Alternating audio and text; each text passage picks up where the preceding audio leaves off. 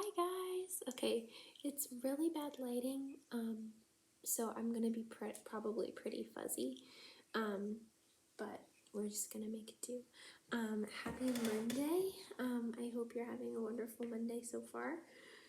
I hope you had a great, safe weekend and you had a lot of fun, or you were able to rest, which I think is very fun. I am going to be reading the next chapter of the Ickabog to you. So we're going to go ahead and get started. Also, I really wish I could hear your guys' answers for the morning meeting question today. What would you do if your class wasn't listening to you and they were talking? I thought that was a funny question. So, Miss Pagano will have to tell me what you guys say. Okay. So we're on chapter 48. This is called Bert and Daisy Find Each Other. So remember the last chapter we read, chapter 47?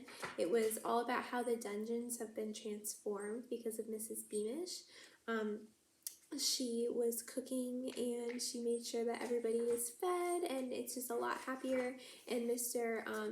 Dovetail is even talking now. He's not just singing the national anthem, so it's great. Okay, so we're going to read chapter 48.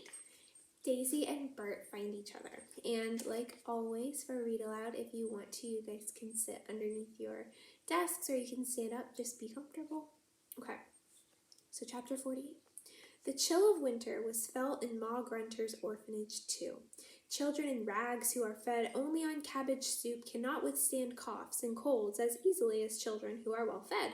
The little cemetery at the back of the orphanage saw a steady stream of Johns and Janes, because remember she names them all John or Jane, who'd died because they didn't have enough food and warmth and love, and they were buried without anybody knowing their real names, although the other children mourned them. The sudden increase of deaths was the reason Ma Grunter had sent Basher John out onto the streets of Jeroboam to round up as many homeless children as he could find to keep up her numbers. Inspectors came to visit 3 times a year to make sure she wasn't lying about how many children were in her care. She preferred to take in older children, if possible, because they were hardier than the other ones. The gold she received for each child had now made Ma Grunter's private rooms in the orphanage some of the most luxurious in all of Cornucopia, with a blazing fire and deep velvet armchairs, thick silk rugs, and a bed with soft woolen blankets. Her table was always provided with the finest food and wine. The starving children caught whiffs of heaven as Baronstown pies and Kurtzburg cheeses passed into Ma Grunter's apartment. She rarely left her rooms now, except to greet the inspectors, leaving Basher John to manage the children. Daisy Dovetail paid little attention to the 2 new boys when they first arrived. They were dirty and ragged, as were all newcomers, and Daisy and Martha were busy trying to keep as many of the smaller children alive as was possible. They went hungry sometimes themselves to make sure that the little ones got enough to eat, and Daisy carried bruises from Basher John's cane because she often inserted herself between him and a smaller child he was trying to hit. If she thought about the new boys at all, it was to despise them for agreeing to be called John without putting up any sort of fight. She wasn't to know that it suited the 2 boys very well for nobody to know their real names. A week after Bert and Roderick arrived at the orphanage, Daisy and her best friend Martha held a secret birthday party for Hetty Hopkins's twins. Many of the youngest children didn't know when their birthdays were, so Daisy picked a random date for them and always made sure it was celebrated, if only with a double portion of cabbage soup. She and Martha always encouraged the little ones to remember their real names too, although they taught them to call one another John and Jane in front of Basher John.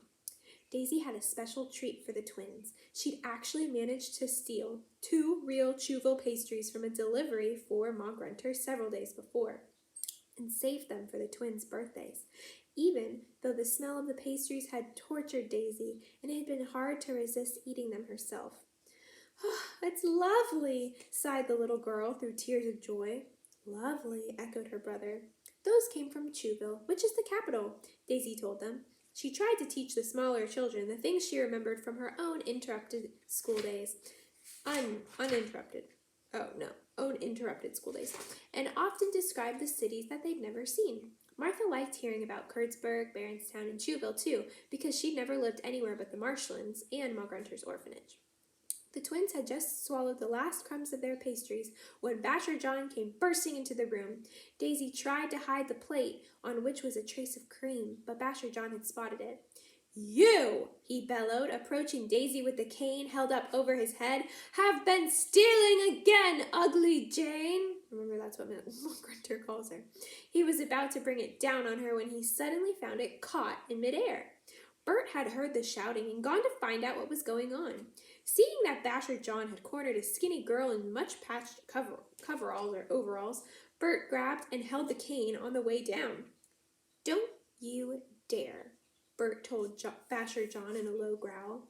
For the first time, Daisy heard the new boy's Chewville accent, but he looked so different to the Bert she'd once known, so much older, so much harder-faced, that she didn't recognize him. As for Bert, who remembered Daisy as the little olive-skinned girl with brown pigtails, he had no idea he'd ever met the girl with the burning eyes before. Basher John tried to pull his cane free of Bert's grip, but Roderick came to Bert's aid. There was a short fight, and for the first time in any of the children's memories, Basher John lost. Finally, vowing revenge, he left the room with a cut lip, and word spread in whispers around the orphanage that the two new boys had rescued Daisy and the twins, and that Basher John had slunk off looking stupid. Later that evening, when all the orphanage children were settling down for bed, Bert and Daisy passed each other on an upstairs landing, and they paused, a little awkwardly, to talk to each other. "Thank you very much," said Daisy, "for earlier." "You're welcome," said Bert. "Does he often behave like that?" "Quite often," said Daisy with a little shrug. "But the twins got their pastries. I'm very grateful." Bert now thought he saw something familiar in the shape of Daisy's face, and he heard the trace of Chewville in her voice. Then he looked down at the ancient, much-washed overalls onto which Daisy had to sew extra lengths to the legs. "What's your name?" he asked. Daisy glanced around to make sure they weren't being overheard.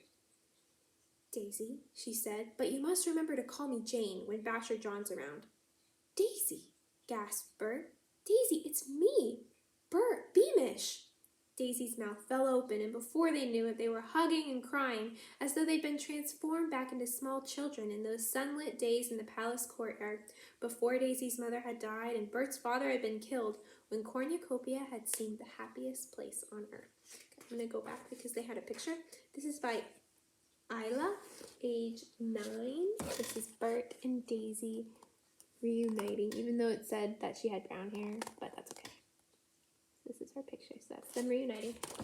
Okay, so the next chapter that we'll read tomorrow is chapter 49, and it has a really good title, Escape from Ma Grunters. So I think it'll be good. Okay, so that is all the time that we have today. I hope you guys have a great rest of your day. I miss you a lot. I love you all. Goodbye.